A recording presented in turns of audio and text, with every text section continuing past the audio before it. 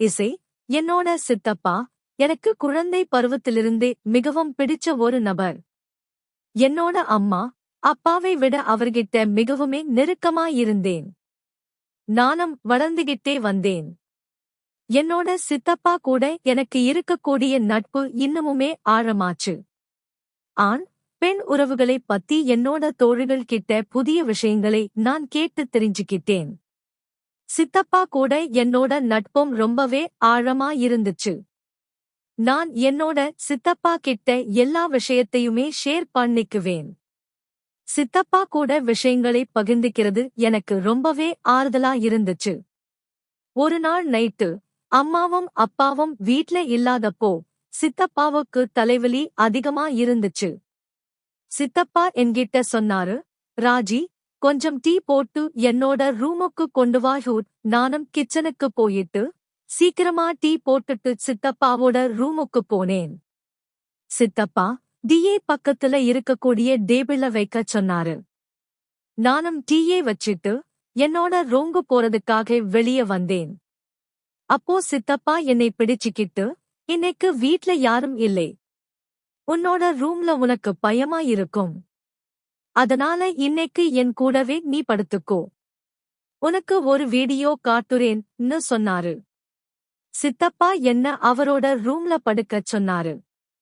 நான் சித்தப்பாவோட படுக்கையில படுத்தேன். சித்தப்பா எனக்கு அந்த வீடியோவை காட்டத் தொடங்கினாரு.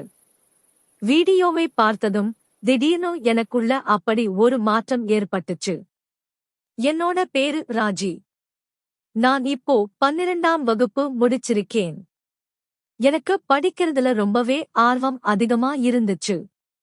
ஆனா என்னோட அப்பாவுக்கு என்னோட படிப்பு சுத்தமா பிடிக்கல. நான் அம்மா கிட்டையும் சித்தப்பா கிட்டையும் நான் மேலும் படிக்க விருப்பப்படுறேன். ஆனா தயவு செஞ்சு 2 பேரும் எனக்கு ஹெல்ப் பண்ணுங்க, என்னோட அப்பாவை எப்படியாவது சம்மதிக்க வைங்கன்னு சொல்லிச் சொன்னேன். அம்மா அவங்களால முடிஞ்ச வரைக்கும் முயற்சி செஞ்சாங்க. ஆனா அப்பா ஒத்துக்கவே இல்லை. ஏன்னா இன்னைக்கு காலகட்டத்துல காலேஜ்ல படிப்பு ரொம்பவே கம்மி, காதல்தான் அதிகம்னு சொல்லி அவர் நினைச்சாரு. அப்போ என்னோட சித்தப்பாதான் அப்பா கிட்ட போய் சொன்னாரு, நம்ம ராஜி அப்படி இல்ல, எதுவுமே செய்ய மாட்டா. அவ படிக்க மட்டும்தான் செய்வா. அவளுக்கு நான் உறுதி தரேன். நீங்க நம்பி அவளை காலேஜ்க்கு அனுப்பலாம் அப்படின்னு சித்தப்பா சொன்னாரு. சித்தப்பா சொன்னதை கேட்டதுக்கு அப்புறமாதான் என்னோட அப்பா நான் காலேஜ் போறதுக்கே சரின்னு சொன்னாரு. அது கூடவே என்னோட சித்தப்பா கிட்ட, இன்னையிலிருந்து ராஜி பொறுப்பு உன்னோடது. அவ ஏதாவது தப்பு செஞ்சா இந்த வீட்டுக்கும் குடும்பத்துக்கும் எந்த களங்கம் ஏற்பட்டாலும் ராஜியோட உனக்கும் ஆபத்துதான் அப்படின்னு சொன்னாரு. சித்தப்பா அப்பா கிட்ட, ஆனா நீங்க எதையும் நினைச்சு கவலைப்படாதீங்க, ராஜியோட ஒவ்வொரு செயலையுமே நான் கவனிச்சுக்கிட்டுதான் இருப்பேன். அப்போ சித்தப்பாவோட மனசுல என்ன இருக்கு, ஏன் அவர் என்னை இவ்வளவு ஆதரிக்கிறாருன்னு எனக்கு தெரியவே இல்லை. ஆனா வேடிக்கையான விஷயம் என்னன்னா, என்னோட சித்தப்பா கூட என்னோட நட்பு இவ்வளவு தூரம் தொடரும்னு நான் ஒரு நாளுமே நினைச்சதில்லை. கொஞ்ச நாட்கள்லயே சித்தப்பா என்ன ஒரு நல்ல காலேஜ்ல சேர்த்து விட்டாரு. ஆரம்பத்துல நான் மிகவுமே ஆர்வமா படிச்சேன். கல்லூரியில யாரோடையும் அதிகமா பழக்க வச்சுக்கல. காலேஜ்ல என்ன நடந்தாலும் நான் நைட் வீட்டுக்கு வந்து சித்தப்பா கிட்ட சொல்லிருவேன். சித்தப்பாவும் என் கூட மிகவுமே நெருக்கமா பழக ஆரம்பிச்சாரு. என்னோட சித்தப்பா என்னை பார்க்கறது எனக்கு ரொம்ப வித்தியாசமாவே தோண ஆரம்பிச்சது. ஏன்னா என்னோட சித்தி கிராமத்துல இருந்தாங்க. சித்தப்பா வேலை காரணமா எங்க வீட்லதான் தங்கி இருக்காரு. காலேஜ்ல ஜாயின் பண்ணி கொஞ்ச நாட்கள்லயே என் கூட படிக்கக்கூடிய ஒரு பொண்ணு கூட எனக்கு ஃப்ரெண்ட்ஷிப் ஏற்பட்டுச்சு. அந்த பொண்ணு கூட நான் ஃப்ரெண்ட்ஷிப் ஆனதுக்கு அப்புறமாதான் என்னோட வாழ்க்கை மாற ஆரம்பிச்சது. ஏன்னா இந்த பெண் என்கிட்ட அவளுக்கு நிச்சயதார்த்தம் ஆகிருச்சுன்னு சொன்னான். ஒரு நாள் அவள் தன்னோட வருங்கால கணவரை எனக்கு அறிமுகப்படுத்தினான். அதுக்கப்புறமா என்னோட ஃப்ரெண்ட் என்கிட்ட ஒரு விஷயத்தைச் சொன்னான். எனக்கு நிச்சயமாகிருச்சுன்றதுனால நாங்க 2 பேரும் ஒருத்தருக்கு ஒருத்தர் எல்லா விஷயத்தையுமே எங்களோட எல்லைகளையுமே கடந்துட்டோம். இப்ப எங்க 2 பேருக்கும் இடையில எந்த ஒரு ஒளிவு மறைவுமே இல்லைன்னு சொன்னான். இதுக்கப்புறமா நான் என் தோழிக்கிட்ட எல்லாத்தையுமே தெரிஞ்சுக்க முயற்சி செஞ்சேன். எனக்கு அந்த விஷயத்துல ஆர்வம் அதிகமாச்சு. எனக்கு எந்த பையன் கூடவும் நட்பு இல்லை. அதனால நான் எப்பெல்லாம் இது போன்ற விஷயத்தை பத்தி யோசிச்சாலும் என்னோட மனசுல சித்தப்பாதான் வந்துட்டு போவாரு. இதுக்கப்புறமா நான் என்னோட மனசை உழுக்கிட்டு, ராஜி, இது என்ன அர்த்தமற்ற விஷயத்தையெல்லாம் யோசிச்சுட்டு இருக்க, அவர் உனக்கு சித்தப்பா அப்படின்னு எனக்குள்ளேயே சொல்லிக்குவேன். ஆனா இதுக்கப்புறமா சித்தப்பாவோட பேச்சும் அவரோட நடத்தையும் என்னோட சிந்தனையே தூண்டிக்கிட்டே இருந்துச்சு. ஆனா சித்தப்பாவோட மனசுல உள்ள விஷயத்தை நான் இன்னமுமே புரிஞ்சுக்கல. சில நேரங்கள்ல அவர் என்னை பத்தி அதே விஷயங்களை யோசிச்சிருப்பாரு அப்படின்னு எனக்கு தோணுச்சு. ஆனா சில நேரத்துல அவரோட அணுகுமுறை என்கிட்ட மிகவுமே கடுமையா இருக்கும். அது மட்டும் இல்லாம அவர் என்னோட அப்பா எவ்வளவு கண்டிப்பானவர் அப்படின்னும், நான் ஏதாவது தவறு செஞ்சுட்டா எனக்கும் அவருக்கும் என்ன நடக்கும் அப்படின்னு சொல்லிட்டு அடிக்கடி நினைவூட்டுவாரு. அவரோட இந்த பேச்சுகளை கேட்டு நான் என்னை கட்டுப்படுத்திக்கிட்டேன். ஆனா இளமை பருவம் குருடானதுன்னு சொல்லுவாங்க. இளமை பருவம் அப்படித்தான். நான் காலேஜுக்கு போனதுக்கு அப்புறமா அதே விஷயத்தை திரும்பவும் கேட்டேன். இதுக்கப்புறமா வீட்டுக்கு வந்து என்னோட தோழி சொன்ன விஷயங்களை பத்தி நான் ரொம்பவே ஆழமா யோசிச்சுட்டு இருப்பேன். அன்னைக்கு நான் ஒரு நாள் சோபாவில் உட்கார்ந்து யோசிச்சுட்டு இருக்கும்போது என்னோட சித்தப்பா வேலை முடிச்சு வீட்டுக்கு வந்தாரு. என்னோட பக்கத்துல வந்து உட்கார்ந்துகிட்டு, என்ன அப்படி யோசிச்சுட்டு இருக்க, ராஜி? அதுவும் இவ்வளவு ஆழமா என்று கேட்டாரு. நான் சித்தப்பாவை பார்த்து ஒரு பாவனையோட, சித்தப்பா, இன்னைக்கு என்னோட தோழி எனக்கு என்னென்ன சொன்னா தெரியுமா என்று கேட்டேன். ஒவ்வொரு முறையும் போலவே இன்னைக்கும் நான் சித்தப்பா கிட்ட என்னோட மனசுல உள்ள விஷயத்தை பகிர்ந்துக்க ஆரம்பிச்சேன். என்னோட குழந்தை பருவத்திலிருந்தே நான் என்னோட ஒவ்வொரு விஷயத்தையுமே சித்தப்பா கிட்ட சொல்ற பழக்கத்தை வச்சிருந்தேன். அது எப்படிப்பட்ட விஷயமா இருந்தாலும் சரி. சித்தப்பாவும் என்னை மேலிருந்து கீழே பார்த்துட்டு, ஆமா, உனக்கு என்ன சொல்லணும், உன்னோட தோழி உனக்கு என்ன சொன்னார் என்று கேட்டாரு. நான் அவர்கிட்ட, என்னோட தோழி என்கிட்ட இணையதளத்துல பல வகையான வீடியோக்கள் இருக்கு, அந்த வீடியோக்கள்ல எல்லா வகையான விஷயங்களும் கிடைக்கும் என்று சொன்னான். உங்ககிட்ட மொபைல் இருக்கு, நெட் பேக்கேஜும் இருக்கு, நீங்க அந்த வீடியோக்களை பார்த்திருக்கீங்களா? அதனால நம்ம 2 பேரும் சேர்ந்து அந்த வீடியோக்களை நான் என்னோட முகத்தை சித்தப்பாவோட பக்கத்துக்கு கொண்டு போயிட்டு ரகசியமா இந்த விஷயத்தை சொன்னேன். ஆனா திடீர்னு அவர் என்ன உன்னிப்பா பார்த்துட்டு, அதுக்கப்புறமா ஒருவேளை தன்னோட மனசுக்குள்ள ஏதோ ஒரு முடிவை எடுத்துட்டு சிரிச்சிட்டு ரகசியமா என்கிட்ட, ராஜி, இந்த மாதிரி விஷயத்தை எல்லாம் உன்னோட அப்பா கிட்ட சொல்லிராத. அப்படி நீ சொன்னா உன்னோட அப்பா உன்னை ரொம்பவே மோசமா நடத்துவாரு, என்னையும் இந்த வீட்டிலிருந்து வெளியே அனுப்பிடுவாரு. ஏன்னா நான் தான் உனக்கு பொறுப்பேத்து உன்னை காலேஜுக்கு அனுப்பி வச்சிருக்கேன். இதுக்கப்புறம் எனக்கும் இங்க தங்குறதுல பிரச்சனை ஆகிரும். மத்தபடி வீடியோ பார்க்கிறத பத்தி சொன்னான். நீ நைட் என்னோட ரூம்க்கு வா, நான் உனக்கு எல்லா வகையான வீடியோக்களையும் காட்டுறேன் என்று சொன்னாரு. சித்தப்பாவோட கண்ணில் ஒரு பிரகாசமான குறும்பு இருந்துச்சு. அது அப்போ எனக்கு புரியல.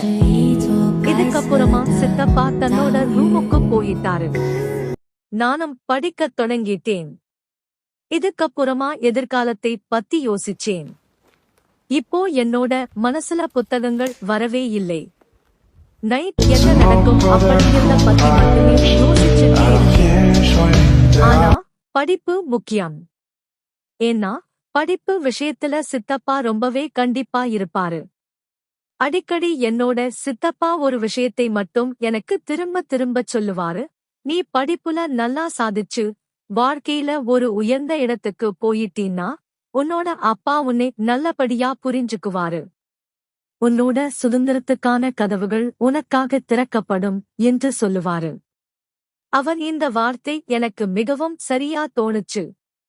அதனால நான் என்னோட மனசுல இருந்த எல்லாத்தையுமே விட்டுட்டு என்னோட காலேஜ் வேலையை ஆர்வத்தோட செய்யத் தொடங்கினேன். விரைவாக என்னோட வேலையும் முடிச்சேன். நைட்டை நெருங்க என்னோட மனசுல சலசலப்பு ஏற்பட்டுச்சு. நைட்டு சாப்பிட்டு முடிச்சுட்டு என்னோட படிக்கிற வேலை, காலேஜ் வேலை எல்லாத்தையும் முடிச்சிட்டு நைட்டே என்னோட சித்தப்பாவோட ரூமுக்கு போனேன். நான் அவரோட ரூமுக்கு போனப்போ சித்தப்பா பெண்களுக்கான ஒரு பேப்பரை பார்த்துட்டு இருந்தாரு. என்ன பார்த்ததும் அவர் சிரிச்சிட்டு அந்த பேப்பரை மறைச்சு வச்சிட்டாரு. குளிர்காலம் நடந்துகிட்டு இருந்துச்சு. நாளுக்கு நாள் குளிர் அதிகமாகிட்டே இருந்துச்சு. இன்னைக்கு நைட்டும் குளிர் ரொம்பவே அதிகமா இருந்துச்சு. அதனால நான் போனதுக்கு அப்புறமா சித்தப்பாவோட படுக்கைக்குள்ள நுழைஞ்சு சித்தப்பாவோட பக்கத்துல ஒட்டி உட்கார்ந்துகிட்டு, இப்ப எனக்கு அந்த வீடியோவை சீக்கிரமா காட்டுங்க, இல்லன்னா அப்பா வர நேரம் ஆகிரும்னு சொன்னேன். இதுக்கப்புறமா சித்தப்பாவும் நேரத்தை வீணடிக்காம எனக்கு அந்த வீடியோவை காட்ட ஆரம்பிச்சாரு. வீடியோவை பார்த்ததும் எனக்குள்ள நிறைய மாற்றங்கள் ஏற்பட்டுச்சு. நாங்க சில வீடியோக்களை மட்டுமே பார்த்தோம். அதுக்குள்ள தற்செயலா அப்பா எங்களோட ரூமுக்கு வந்துட்டாரு. அப்பா வந்ததும் என்கிட்ட இவ்வளவு நேரத்துல சித்தப்பாவோட ரூம்ல நீ என்ன பண்ற? உன்னோட ரூமுக்கு போ அப்படின்னு சொன்னாரு. அப்பா ரொம்பவே கடுமையானவர். நான் ரொம்பவே பயப்படுவேன். அதனால அப்பா கடுமையா சொன்னதும் நான் எல்லாத்தையுமே மறந்துட்டு சீக்கிரமா என்னோட ரூமுக்கு போயிட்டேன். அப்பா சித்தப்பாவோட ரூம்ல இருந்து வெளியே போயிட்டு தன்னோட ரூமுக்கு போனதுக்கு அப்புறமா நான் சித்தப்பாவோட ரூமுக்கு போகணும்னு நினைச்சேன். ஆனா அந்த நேரத்து அப்பாவுக்கு சித்தப்பா கிட்ட ஏதோ அவசர வேலை இருந்ததுனால அப்பா ரொம்ப நேரமா அவரோட ரூம்லயே உட்கார்ந்து பேசிட்டு இருந்தாரு. நான் வெயிட் பண்ணி பார்த்துட்டு எப்ப தூங்க போனேன்னு எனக்கே தெரியல. அப்பா சித்தப்பாவோட ரூம்ல இருந்து எப்ப போனாருன்னு எனக்கு தெரியல. அடுத்த நாள் நான் காலேஜ்க்கு போனேன். நான் நைட்டு அவளோட காத்துக்கிட்டு இருந்தேன். ஏன்னா நான் சில வீடியோக்கள் மட்டும்தான் பார்த்தேன். எப்படியோ என்னை கட்டுப்படுத்திக்கிட்டேன். நேரம் வந்துச்சு, வீடியோ பார்க்க சித்தப்பாவோட ரூமுக்கு போனேன். அப்போ சித்தப்பா அவரோட ஆபீஸ் வேலை எல்லாம் பார்த்துட்டு இருந்தாரு. அதனால என்னோட ஆபீஸ் வேலை எல்லாம் நான் முடிச்சறேன். நீ கொஞ்ச நேரம் கழிச்சு என்னோட ரூமுக்கு வா, நான் உனக்கு வீடியோ காட்டுறேன்னு சொன்னாரு. நான் காலையில இருந்து வீடியோ பார்க்க ரொம்பவே இன்ட்ரெஸ்டா இருந்தேன். சித்தப்பா மேல கொஞ்சம் கோபமாதான் இருந்துச்சு. சித்தப்பா என்னோட போட்டு விட்டாரு.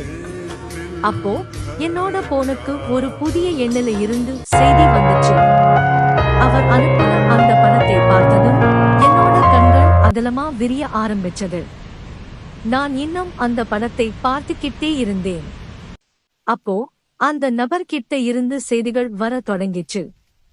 அவர் ரொம்பவே ரொமான்டிக்கான பாணியில பேசிக்கிட்டு இருந்தாரு. நான் ஏற்கனவே அவளோட இருந்ததுனால அதே பாணியில பதில் சொல்லவும் ஆரம்பிச்சேன். பிறகு இந்த விஷயத்தை சித்தப்பா கிட்ட சொல்லணும்னு எனக்கு தோணுச்சு. நான் உடனே சித்தப்பாவோட ரூமுக்கு போனேன். ஆனா அவரோட ரூம் பூட்டப்பட்டிருந்துச்சு. அப்பா நான் என்னோட ரூமுக்கு திரும்பி வந்து அந்த அறிமுகம் இல்லாத பையன் கூட அப்படியே பேச ஆரம்பிச்சேன். இதுக்கப்புறமா ரூமுக்கு வந்து அந்த பையன் கூட திரும்பியும் சாட் பண்ண ஆரம்பிச்சேன். நான் அவன் கூட நான் உன்னை பார்க்கணும் அப்படின்னு சொன்னேன். வீடியோ கால் பேச வர சொன்னேன். ஆனா அந்த பையன் மறுத்துட்டான். இந்த நேரத்துல நான் என்னோட ரூம்ல இருந்து வெளியே வந்தப்போ என்னோட பார்வை சித்தப்பா மேல பட்டுச்சு. அவர் அப்பதான் தன்னோட ரூம்ல இருந்து வெளியே வந்து படிகள மொட்டை மாடிக்கு போய்கிட்டு இருந்தாரு. அவரோட கையில மொபைல் இருந்துச்சு. அவர் நைட்ல இந்த நேரத்துல மொட்டை மாடிக்கு போறாரு. எனக்கு ஆச்சரியமா இருந்துச்சு. என்னோட கையை அவர்கிட்ட இருந்து விடுச்சுக்கிட்டு ரூம்ல இருந்து வெளியே போனேன்.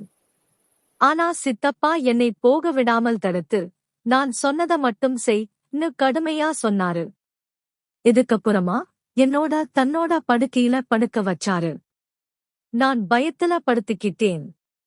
நைட் முழுவதும் சித்தப்பா என் கூட என்ன செஞ்சாருன்னு என்னால ஒருபோதுமே நினைச்சு பார்க்க முடியல. அவர் நீர நேரமா என்னோட மொபைலை பயன்படுத்திக்கிட்டே இருந்தாரு. என்ன தூங்கவே விடல. நைட் 12 மணிக்கு அவர் என்கிட்ட, அந்த பையன் யாரு? யார் உனக்கு வீடியோ காலம் போட்டோஸ் எல்லாம் அனுப்புறா? நீ பார்க்க விரும்புறியா அப்படின்னு சொல்லி கேட்டாரு. சித்தப்பாவோட பேச்சை கேட்டு நான் ரொம்பவே சந்தோஷமானேன். ஆமா, பார்க்க விரும்புறேன்னு சொன்னேன். சித்தப்பா என்னோட மொபைல என்னோட கையில கொடுத்து, இதை பாருன்னு சொன்னாரு. அவனோட போட்டோவ பார்த்ததும் எனக்கு மயக்கமே வந்துருச்சு. ஏன்னா அந்த பையன் என்னோட தோழியோட வருங்கால கணவன். நான் விரிந்த கண்களோட சித்தப்பாவை பார்த்தேன். என்னோட கண்ணுல இருந்து கண்ணீர் வடிஞ்சது. இதுக்கப்புறமா சித்தப்பா சொன்னாரு, நீ இந்த பையனை பத்தி என்கிட்ட சொல்றப்போ யாரோ உன்னை ஏமாத்த போறாங்கன்னு நான் புரிஞ்சுக்கிட்டேன். அப்பதான் உன்னோட போன்ல இருந்து அந்த நம்பரை எடுத்து இந்த பையன் கூட நான் பேச ஆரம்பிச்சேன். அவன் உன்னோட போட்டோஸ் எல்லாம் சோசியல் மீடியால போட போறானா? நான் அவனை மிரட்டாம இருந்திருந்தா உன்னோட வாழ்க்கையே அவன் அழிச்சிருப்பான். குடும்பத்தோட மரியாதையே கெட்டு போயிருக்கும். இந்த விஷயம் உன்னோட அப்பாவுக்கு தெரிஞ்சா உன்னையும் என்னையும் என்ன செய்வாருன்னு யோசிச்சு பாரு. இது உனக்கு நல்ல விஷயத்தை தெரிஞ்சிக்கிற வயசு. இது போன்ற கெட்ட விஷயங்கள்ல இருந்தும் அந்த செயல்கள்ல இருந்தும் உன்னை பாதுகாத்துக்கணும். நீ என்கிட்ட இது போன்ற விஷயத்தை பத்தி பேசுனப்போ நான் அந்த விஷயங்களை உன்னோட குழந்தை பெருமாவும் வேடிக்கையாவும் எடுத்து தள்ளிவிட்டேன். ஆனா இதுக்கப்புறம் எனக்கு புரிஞ்சது, நான் தள்ளி விடுறதுக்கு பதிலா உனக்கு எப்படியாவது புரிய வைக்கணும்னு. அப்பதான் நான் உனக்கு கடுமையா புரிய வைக்கிறதுக்காக பதிலா உன்னோட நட்பை வளர்த்தேன். அப்ப நான் உன்னை கடுமையான வார்த்தைகளை புரிய வைக்க முயற்சி எடுத்திருந்தா ஒருவேளை நீ புரிஞ்சுப்பதற்கு பதிலா கோவமாகி இருப்ப. இதுக்கப்புறமா நீ என்கிட்ட விஷத்தை பகிர்ந்து கொள்ளாமையே இருந்திருப்ப. என்ன விட்டு விலகி மத்தவங்களோட வலையில சிக்கி இருப்பழு. சித்தப்பாவோட பேச்சை கேட்டு நான் தேம்பி தேம்பி அழுதேன். அவர் எனக்கு ஆறுதல் கூறி அமைதிப்படுத்தினாரு. அதுக்கப்புறமா காலேஜ்ல படிப்பு விஷயத்துல திறமையான பெண்கள் கூட நட்பு கொள்ளணும் அப்படின்னு சொன்னாரு. கெட்ட விஷயங்கள்ல உள்ள பெண்கள் கூட ஃப்ரெண்ட்ஷிப் வச்சுக்க கூடாதுன்னு சொன்னாரு. நான் சித்தப்பா கிட்ட, இப்போ நான் படிப்புல மட்டும்தான் கவனம் செலுத்துவேன். இது போன்ற பெண்கள் ஆண்கள் கிட்ட கெட்ட செயல்களை இனிமே ஈடுபட மாட்டேன்னு சொன்னேன். இன்னைக்கு காலகட்டத்துல பெற்றோர் தங்களோட குழந்தைகளுக்கு எல்லா விஷயத்தையுமே பகிர்ந்து கொள்ள அனுமதிக்கிறது இல்ல. இது அவங்களுக்கு இழைக்கக்கூடிய பெரிய அநீதி. குழந்தைகளுக்கு நல்ல கெட்ட விஷயங்களுக்கு இடையிலான வித்தியாசத்தை கண்டிப்பா சொல்லிக் கொடுக்கணும். பள்ளி அல்லது காலேஜ்ல ஏதாவது தவறு நடந்தால் தங்களோட பெற்றோர் கிட்ட பகிர்ந்துக்கணும். இதனால எதிர்காலத்தில் வரக்கூடிய சிக்கல்களை தவிர்க்கலாம். குழந்தைகளுக்கு சரி மற்றும் தவறுக்கிடையான வேறுபாட்டை கண்டிப்பா அவங்களுக்கு சொல்லிக் கொடுக்கிறது மிக மிக அவசியமான ஒரு விஷயம். குழந்தைகளுக்கு இந்த சமூகத்துல இருக்க நல்ல விஷயங்கள் எது, கெட்ட விஷயங்கள் எது, அதை எப்படி அணுகணும், நல்ல விஷயங்களை எப்படி எடுத்துக்கணும், கெட்ட விஷயங்களை எப்படி தவிர்க்கணும் அப்படிங்கிறதை ஒவ்வொரு பெற்றோரும் சரி அவங்க கூட இருக்கக்கூடிய உறவுகளும் அவங்களுக்கு கண்டிப்பா ஷேர் பண்ணணும். அப்பதான் இந்த சமூகத்துல அவங்களுக்கு வரக்கூடிய தீய விஷயங்களில் இருந்து அவங்களை கண்டிப்பா பாதுகாக்க முடியும். எப்பவுமே அவங்க கூட நட்பா இருக்கிறது ரொம்ப ரொம்ப அவசியமான ஒரு விஷயம். இந்த கதை பத்தின உங்களோட கருத்துக்களை கீழே இருக்கக்கூடிய கமெண்ட் செக்ஷன்ல ஷேர் பண்ணுங்க. அடுத்த இன்னொரு இன்ட்ரெஸ்டிங்கான கதையில சந்திக்கலாம். நன்றி.